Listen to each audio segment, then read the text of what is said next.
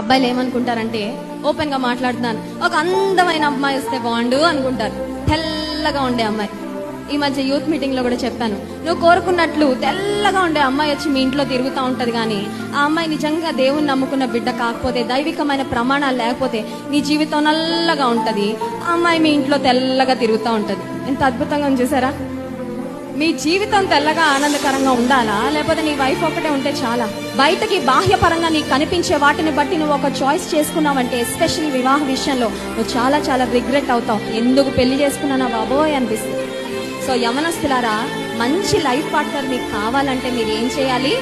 అటు ఇటు చూడటం కాదు, ఫేస్బుక్ లో ఎతకడం కాదు, వాట్సాప్ లో ఎతకడం కాదు, ఏ ఫోటోలు బాగుంటాయా, ఏ మొహాలు బాగుంటాయా, ఏ ముక్కు బాగుంటుందా, ఏ అమ్మాయి తెల్లగా ఉంటుందా, ఇలాంటివన్నీ నువ్వు వెతుక్కున్నావంటే, నీకు ఒకవేళ నువ్వు కోరుకున్న అందమైన వ్యక్తి నీకు రావచ్చేమో, కానీ she might not be or he might not be the right person that God has in store for you.